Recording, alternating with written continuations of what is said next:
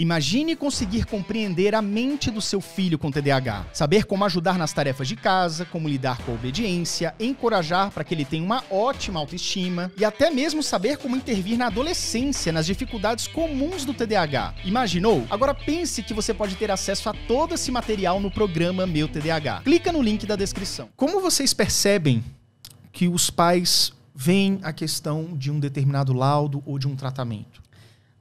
Isso vai variar muito.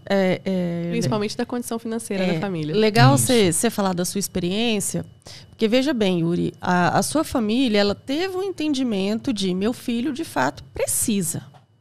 Ele não consegue sozinho se organizar. Vamos fazer um sacrifício aqui, mas que vai ter efeito no futuro. Só que eu já atendi adolescentes. E eu já me deparei com situações nas quais os pais não aceitavam o diagnóstico de TDAH. Eles falavam, isso é vagabundagem. É sem vergonha. É preguiçoso. É preguiçosa. Vê se eu vou gastar. Eu já tô gastando dinheiro que eu nem queria na terapia. Eu nem queria estar aqui. E dizendo isso pra psicóloga. Mas, né? Eu acho uma bobagem esse negócio de psicóloga, mas tem que botar. Aí agora você ainda vem me dizer que acha que tem diagnóstico de TDAH e eu vou ter que pagar neuropsicóloga, vou gastar...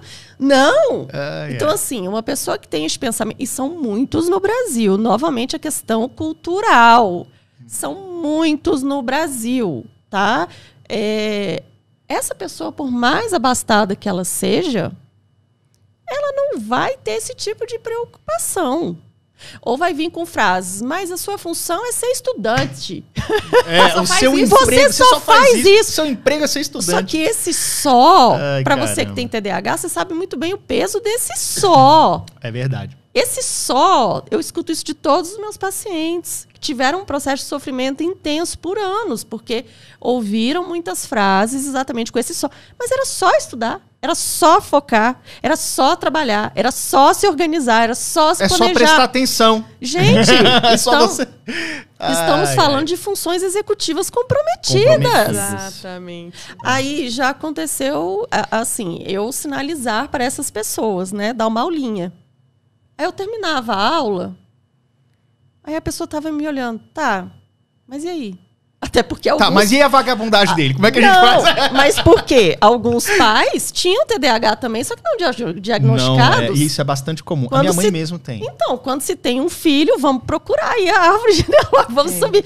Então, assim, às vezes eu tava falando, e se fosse um adulto com TDAH predominantemente desatento, ele tava voando enquanto eu falava. Aí vinha, tá... Mas então, o que eu faço? Eu acabei de falar. Então, assim, tem a questão cultural, tem a questão financeira, tem a questão de logística da família. Nem todo pai e mãe pode ficar, leva para um lado, leva para o outro, leva... Se for uma criança menor ainda, que tem menos independência, não pode virar e falar, não, você vai lá para a clínica, mas você espera uns 40 minutos até a mamãe chegar. Não! Se for uma criança pequena, você tem que, inclusive, estar lá. Eu imagino, você não receba. Não, sim. Um responsável, não. Tem que ficar lá. E aí, se é uma pessoa autônoma, consegue até...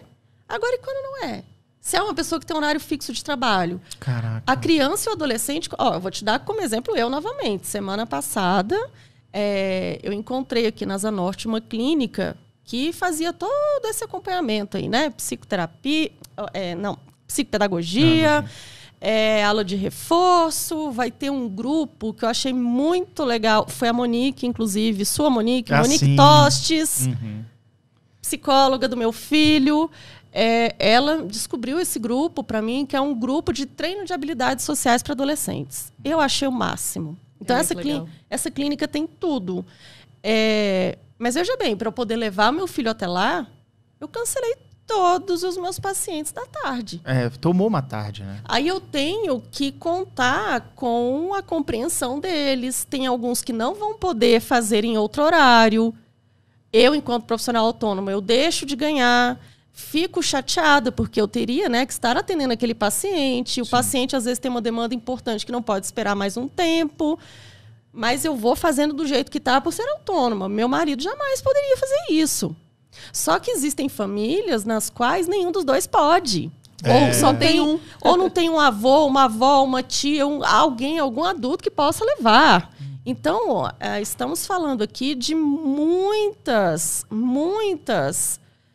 são muitos pontos, sabe, que precisam ser vistos antes de alguém virar para uma família dessa, porque os pais são muito julgados, né? Sim, demais. Nossa, mas você não está fazendo nada para mudar isso aí, menino, não está fazendo nada da vida e você está deixando. Será?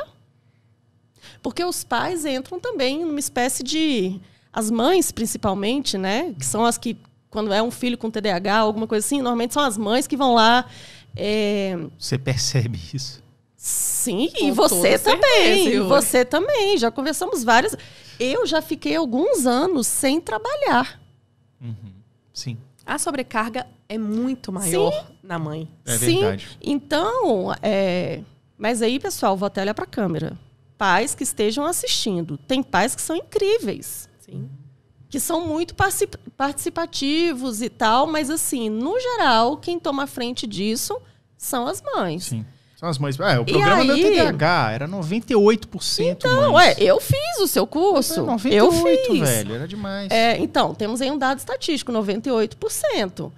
E aí, o que vai acontecer? Fala-se muito de burnout relacionado aos processos de trabalho, mas, sinceramente, burnout materno, e eu sei porque eu passei por isso, é uma sobrecarga, assim, de você pensar... E eu, ainda mais sendo mãe e psicóloga, você imagina a autocobrança. Eu ficava, gente, eu sou psicóloga. Não, vou estudar mais. Eu acho que eu não sei o suficiente ainda. Eu vou pesquisar absolutamente tudo. Aí depois veio o diagnóstico de altas habilidades. Vou pesquisar absolutamente tudo. Aí tá, já pesquisei tudo, ainda assim não está indo. Mas por que não está indo? Porque não depende só de mim.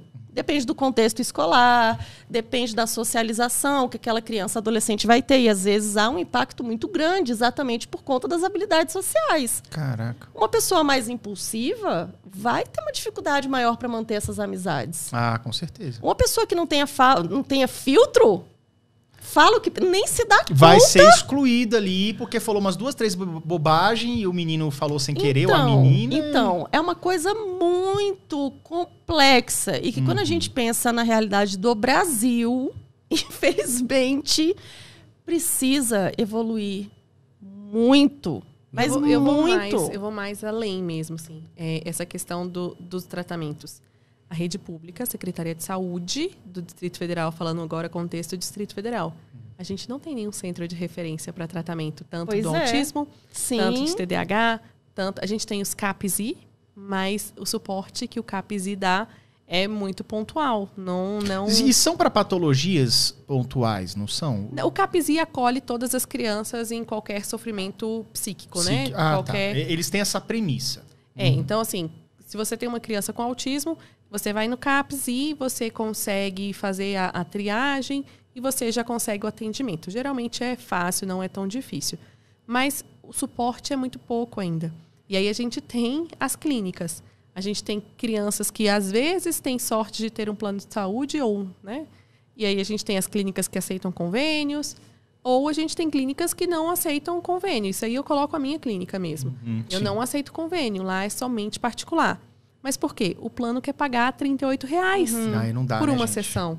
Não tem como a gente exigir qualidade. Não paga nem o profissional, quanto mais os custos e tudo envolvido. Não tem como eu exigir qualidade do meu profissional dando R$16 para ele por sessão. Isso é desumano. Eu não posso fazer isso com um profissional que está trabalhando comigo. Então, por isso que a gente decidiu não atender por convênio. E aí a gente tem os atendimentos sociais, onde a gente atende crianças da comunidade de maneira gratuita. Então, todo esse suporte a gente faz também. Mas é mínimo comparado ao que a gente tem, né, no dia a dia.